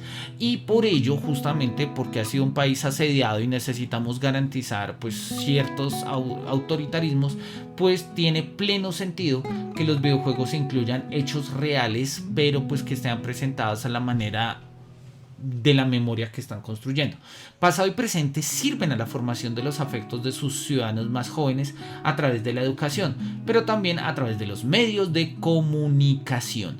Aumentar la influencia de los medios en los marcos de referencia que utilizan a los ciudadanos para interpretar su día a día. Ese es el sentido de incluir la realidad en la ficción. Aumentar su influencia, ¿sí? A tal punto que pues esto termina siendo clave, ¿sí? La gente pues nos volvemos proclives a creer que las cosas son así porque así las vimos en un videojuego. Y es cierto, es decir, hay ciertas perspectivas, ciertas experiencias de juego que por su dimensión inmersiva y demás, sobre todo en contextos históricos, pues nos hacen creer que las cosas son así. Por ejemplo, esta mañana salió justamente, esta mañana o ayer, bueno, esta mañana lo vi yo, el tráiler de A Plague Tale, ¿sí? Como una historia de la peste, ¿sí? El número 2 que va a salir ahora en octubre, que es un juego increíble, está ambientado en la Francia medieval, siglo XIV, plena peste negra, donde está todo el fenómeno de las ratas y pues cuando, claro, uno sabe que sí, pues las ratas pululaban, pero el juego lo lleva a un nivel exacerbado y pues con una dimensión mística, que no viene ahorita el caso, y pues obviamente queda un imaginario de uno y dice, wow, la peste negra fue así. No fue así, pero pues como no tengo otras formas visuales o audiovisuales o de inmersión, sino esta es la forma más cercana de la representación que tengo, pues por lo menos se vuelve mi referente. Así que creo que fue más o menos así. Y eso va a pasar en muchos videojuegos, ¿sí? Particularmente, y eso es un ejemplo que vamos a poner ahorita, en el de 1979 Revolution, que está ambientado en la revolución iraní. Oye, cuando yo jugué el juego, de hecho lo estuve jugando esta semana para la sesión y pues para la lectura del libro, yo decía, esta es la única fuente de información que yo tengo de la revuelta iraní, de la revolución iraní, así que para mí esto fue así y me lo creo. Luego me puse a escuchar programas de Diana Uribe, que es una historiadora maravillosa acá en Colombia, que tiene programas sobre la historia del mundo y tiene programas dedicados también a la revolución iraní. Y era curioso porque ella hablaba de personajes, hechos, situaciones y los referentes que yo tenía eran los del juego. Entonces eso va a pasar en todas partes, ¿no? Sigue apareciendo en China nuevamente, sí, en este caso con un juego que se llama Glorious Mission. Es un videojuego sugerente, vamos a ponerlo ahí de fondo. Es un first person shooter donde pues nosotros vamos a tener que matar japoneses, pues dale, es un juego chino, se entiende un poco, ¿sí? Y entonces pues hay ciertas consideraciones, como por ejemplo que este juego establece una limitación racial, ¿sí? Que si bien nosotros podemos editar a cierto punto, pues no podemos dejar de... Denme un segundo, por alguna razón no se ve, se quedó parado. Ya. Que pues nosotros estamos, acá estamos mostrando el juego y básicamente lo que nosotros acá hacemos es eso, tenemos que atacar a uno unos batallón japonés y demás.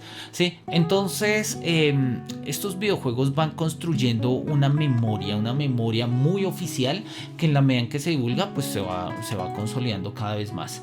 ¿Sí? Este videojuego que estamos viendo se llama Glorious Mission y Glorious Mission es un eslabón más junto a otras obras históricas promovidas por el gobierno chino, el ejército y las empresas estatales con un triple fin: mejorar el estatus de las fuerzas armadas y su capacidad de reclutamiento, establecer una memoria fuerte junto a un relato de peso, ¿sí?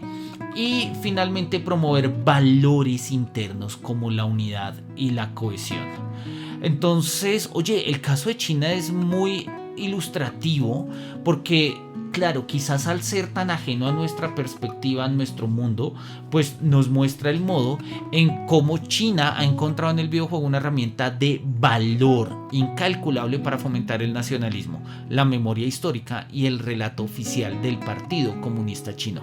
Ha logrado, gracias a sus esfuerzos empresariales e institucionales, construir una memoria fuerte sobre su pasado, la Segunda Guerra Mundial y su presente. Este mismo hecho también ha sido llevado a cabo por Estados Unidos y por otros países, ¿sí? El punto es que se sigue haciendo. Y eso llama poderosamente la atención. Vamos a dejar acá en nuestro YouTube y vamos a pasar con el videojuego como memoria colectiva. 1979 Revolution Black Friday. Vamos a ver si logro, si yo lo tenía acá puesto. Denme un segundito. Si yo lo pongo acá, me debería aparecer ahí encima. Correcto. Tengo ahí la imagen de... a ver, ningún jugador conectado. Denme un segundito a ver si... No sé por qué no me lo está dejando conectar.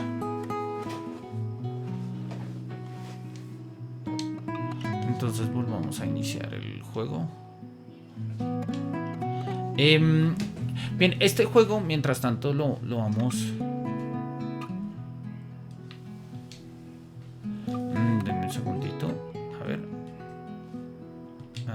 No. Vamos a cerrar el juego y lo volvemos a abrir. Listo, ahora sí debería... Yo creo que ya debería, porque ahí me parece que estoy conectado al Xbox Live. Este videojuego cuenta la historia de la revolución iraní. La historia de 1900, la que ocurre en 1979, que es básicamente pues es curioso porque lo único que yo conocía de esto era lo del juego. Me puse a leer en estos días un par de historiadores y a escuchar a Diana Uribe. La recomiendo, los programas están en YouTube, simplemente busquen como Diana Uribe Irán o Revolución Iraní y pues ahí les aparece. Quiero que juguemos un capítulo de acá muy puntual, que es el capítulo este no es el Irán que dejaste, que es el capítulo 4. En este capítulo nosotros, que somos un personaje que se llama Reza se escribe, ¿sí? Pues vamos a pasar un poco por Irán, ¿sí? Tomando fotos, ¿no? Entonces, y nuestra tarea va a ser básicamente pues como retratar un poco qué es lo que está pasando. Es muy sugerente justamente por cómo lo vamos a ver, porque las fotos que nosotros tomamos dentro del juego son una emulación de lo que han sido fotos reales, ¿no? Entonces, vamos a mirar, bueno, ahí estamos hablando con nuestro amigo, este es Aba, no mentiras, este no es Aba, este es Baba. Creo que sí, este es Baba, si mal no estoy. Ya se me olvidó. Bueno, tengo que repasar un poco los personajes. Bueno, nosotros estamos acá hablando con nuestros amigos. Este es un amigo pro revolucionario en términos muy pacifistas. Y pues nosotros nos vamos a dar cuenta un poco acá de la, digamos, de lo que hay. Bueno, acá ahí están los personajes. No es el juego que tenga los mejores diseños en términos, digamos, de gráficos, pero acá no se trata de la calidad gráfica, sino de la profundidad narrativa y de la inmersión que podemos mirar. Ahora, gráficamente no me disgusta el estilo, Naturalmente es un estudio independiente, entonces pues no tienen los desarrollos técnicos para hacerlo a otro nivel de profundidad, pero me llama poderosamente la atención, por ejemplo, este tipo de cosas.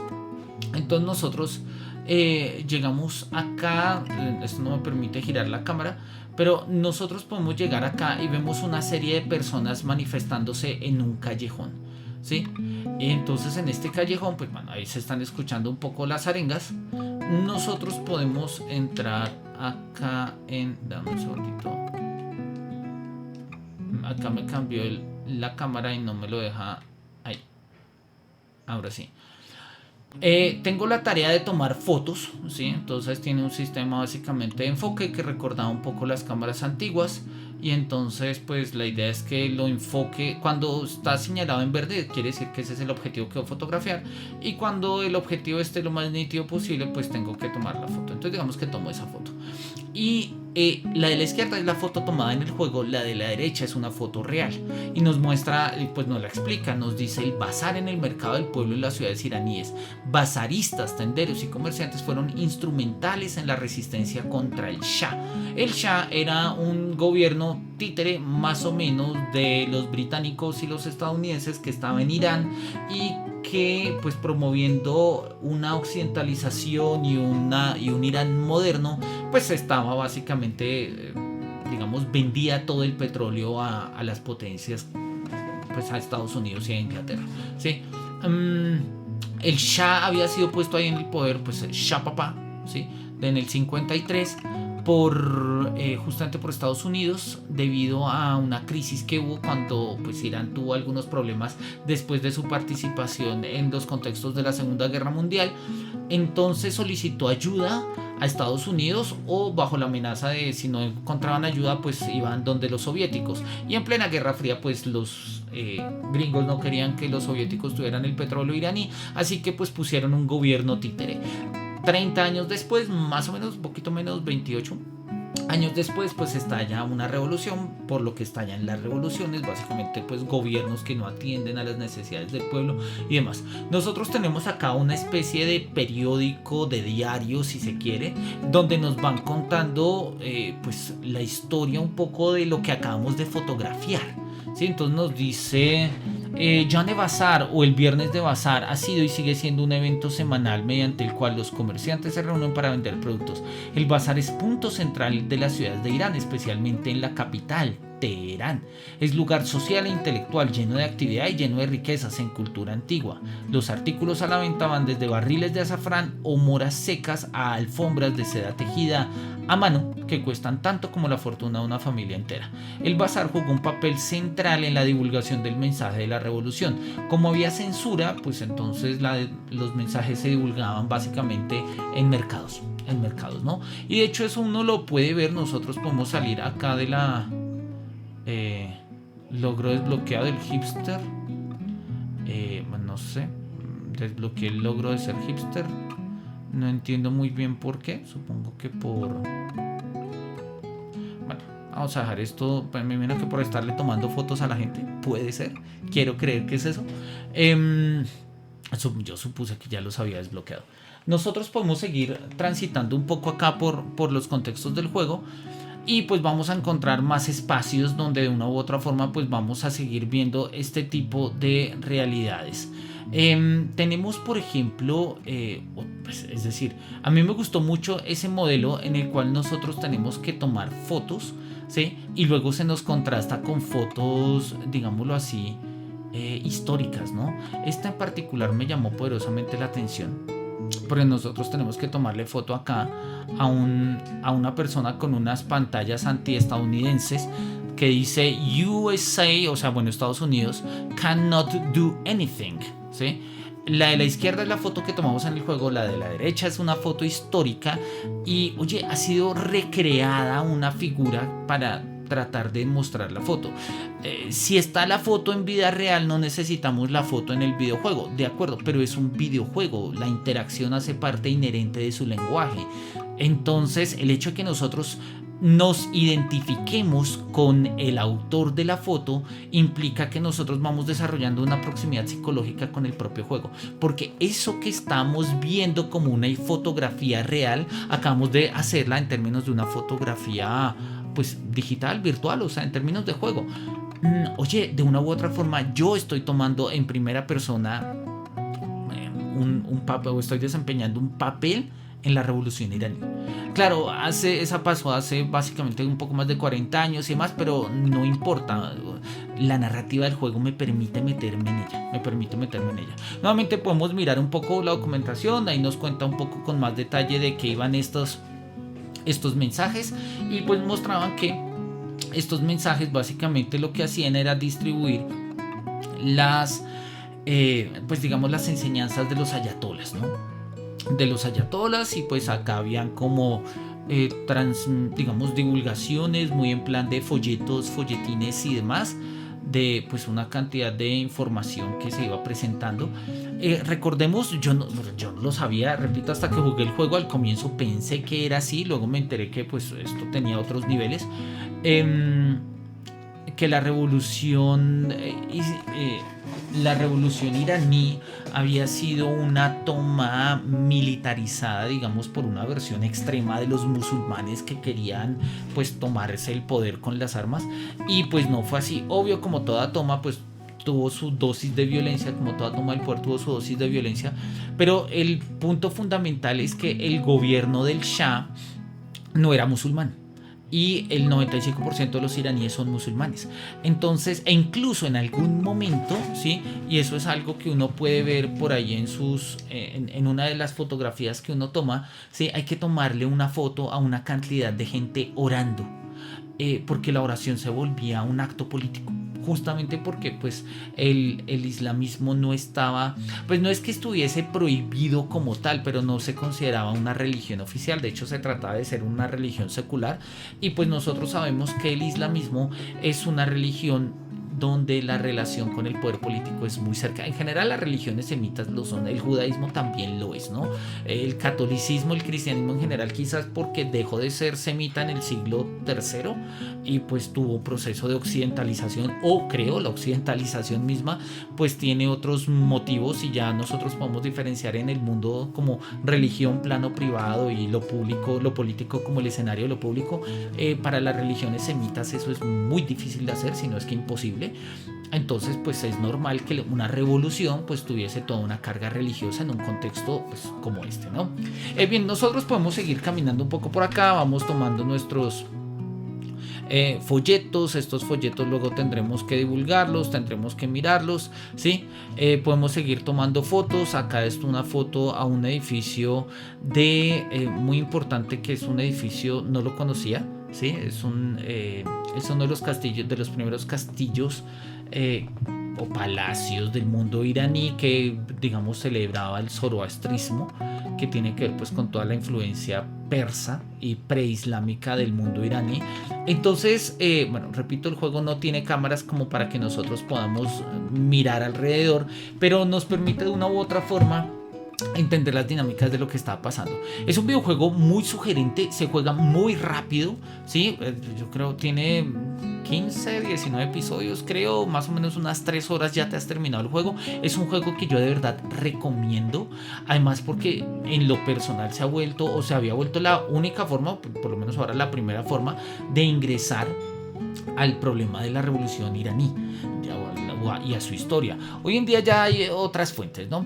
Miremos un poco lo que dice el profesor a propósito del juego, y ya miramos. Dice: este juego no ha sido un juego creado por el gobierno, de hecho ha sido un juego creado por disidentes del gobierno. Entonces no es una memoria oficial de lo que es la revolución, más bien va a marcar una historia alterna, ¿no?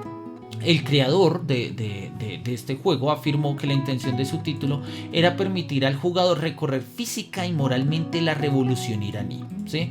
Que eran pues las inspiradas en los ideos de Navid, no sé, Konsari. la idea es que pues nosotros vamos jugando, haciendo eso, tomando fotos acá. En algún momento no solamente hay que tomar fotos, necesitamos reproducir algunos audios, tenemos que responder de manera muy ágil algunas preguntas y demás, ¿sí? A través de estos pequeños minijuegos y respuestas múltiples con un tiempo de respuesta limitado, el protagonista puede navegar en torno a la revolución y recorrerá una línea cuyo origen es la esperanza en el cambio.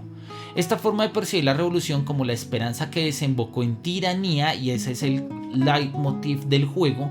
Al final el juego está ambientado en dos tiempos, ¿sí? El tiempo presente del juego es el año de 1980, pero tiene unos flashbacks que lo remontan a uno hasta 1978. La revolución se da en el 79. Para el año 80, en el 78 el personaje está en Alemania, en el 79 regresa y participa en la revolución, y en el 80 es capturado y torturado, ¿sí?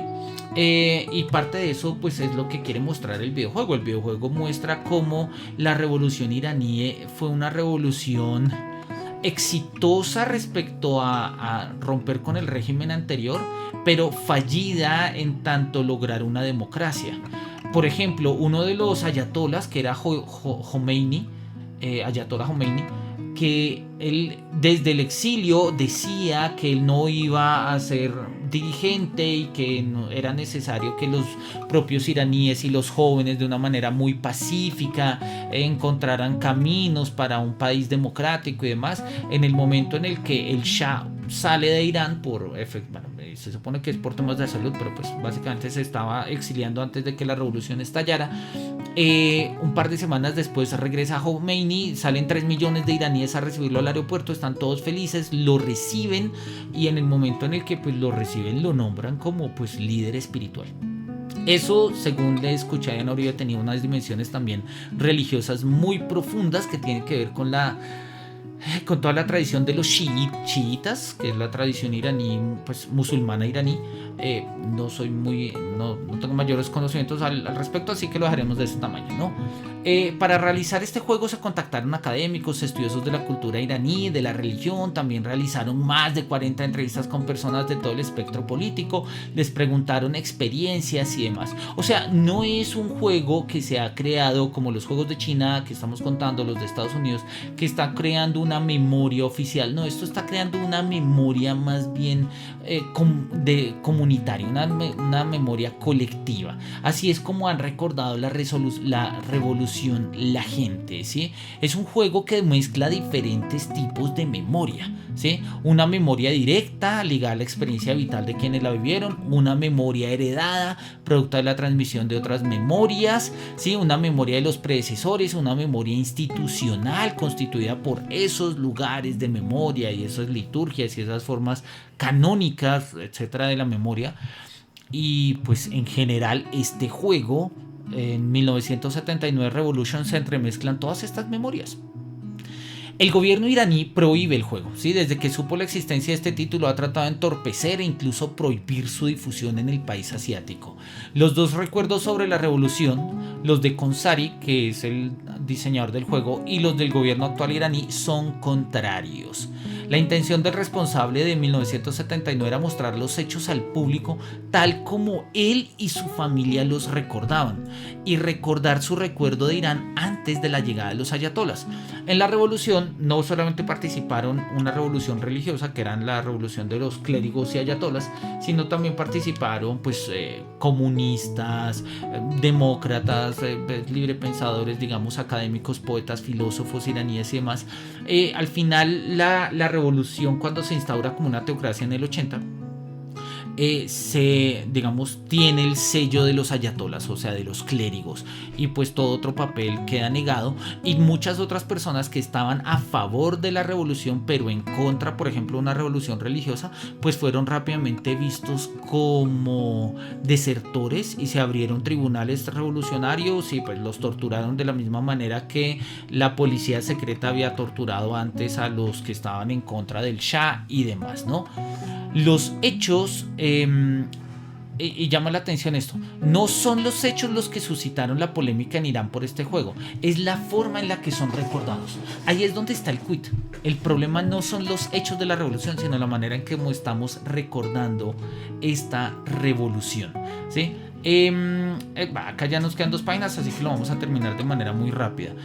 La rápida expansión del título, empleada desde hace unos años por diferentes grupos educativos e incluso en centros asociados a la UNESCO como herramienta educativa e histórica sobre los usos acaecidos en Teherán durante la revolución iraní, ha provocado una disputa por la memoria del evento entre Ink Stories y el gobierno de Irán. ¿Sí? Justamente pues la respuesta va a ser la prohibición del título en Irán. En Irán este juego está prohibido. ¿Por qué? Porque es una forma diferente de recordar la revolución. La revolución, como se cuenta hoy en día en Irán, es básicamente como un ejercicio de emancipación. El juego lo presenta como un tránsito de una tiranía a otra tiranía.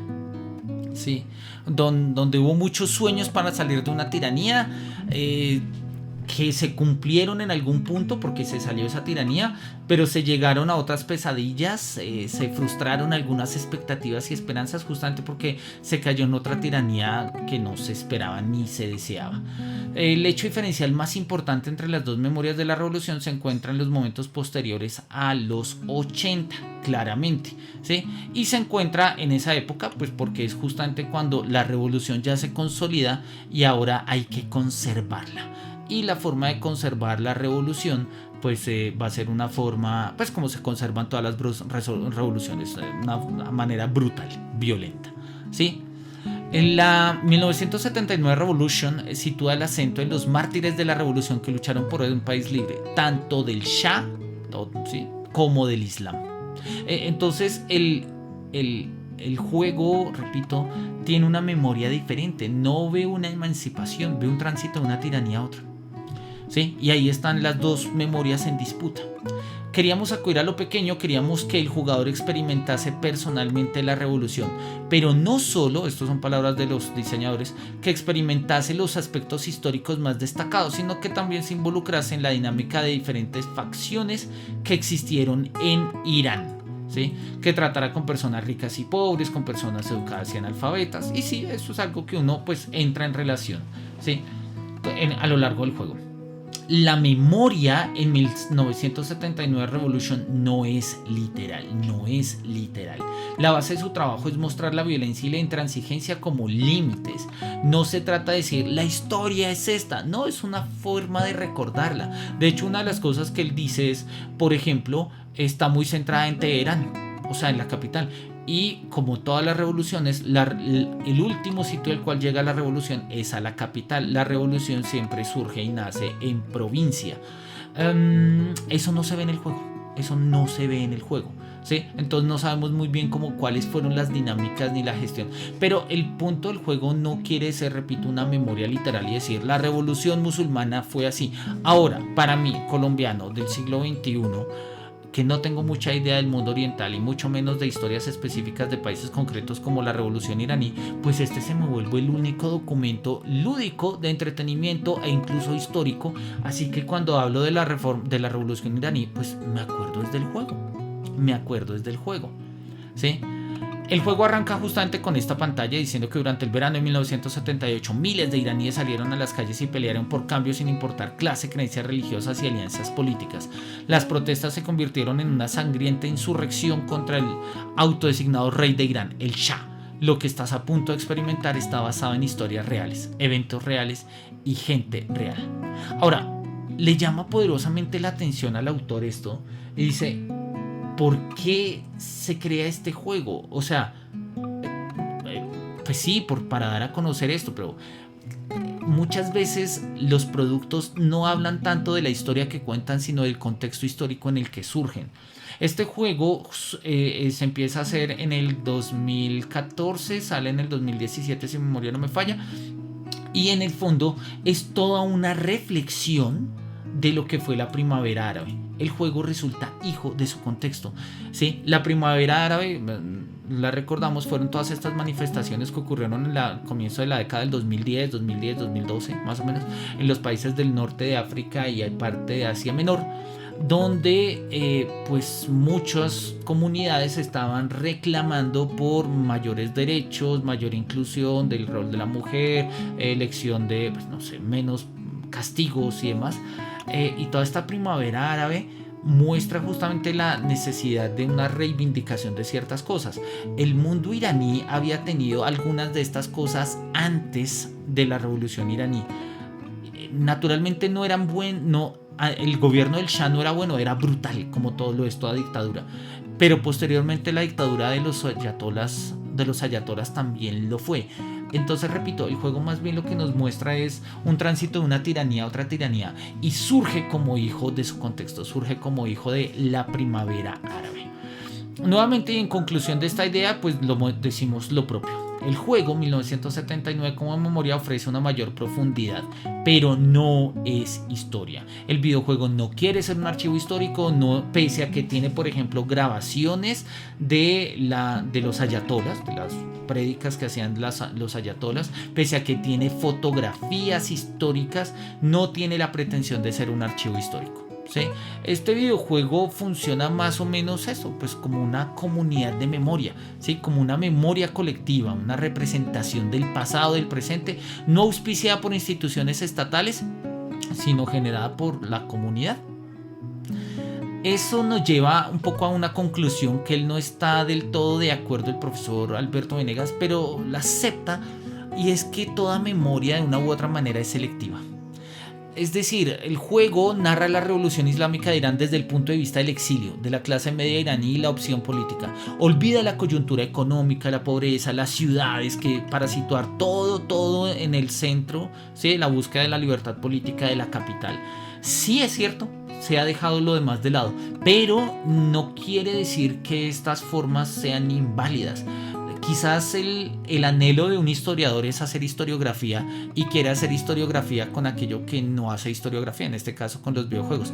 Los videojuegos funcionan como memoria, no como historia. Y acá es un muy bueno el ejemplo, funciona como una memoria colectiva, porque no depende de instituciones, sino que es la manera en la que pues, la gente lo ha recordado. ¿Sí? La respuesta dada por el gobierno de Irán al desarrollo y publicación del juego sitúa en primer plano la lucha por la memoria que aún persiste alrededor de la revolución islámica de Irán y su uso en el presente. Esto pues naturalmente nos va a mostrar que sigue habiendo una discusión y un debate y un diálogo y tensiones entre las maneras en que se recuerdan. Eso lo vamos a seguir mirando con la memoria individual. Y la memoria, todavía nos queda la estética y la memoria como testimonio, o el videojuego como testimonio, pero eso ya serán cosas que miraremos en la próxima sesión. Bien, hoy hemos avanzado, miramos pues de la página 55 prácticamente hasta la página 90, no fue poco, casi unas 40 páginas, corrimos, a decir verdad, y creo que no obstante vamos ya viendo como cuáles son las ideas. Nos hemos alargado 15 minutos, pero bueno, no importa. Quienes todavía permanecen acá en la transmisión, les agradezco muchísimo por su paciencia, y quienes nos están viendo pues en YouTube, les agradezco también por pasarse por acá y ver estos videos.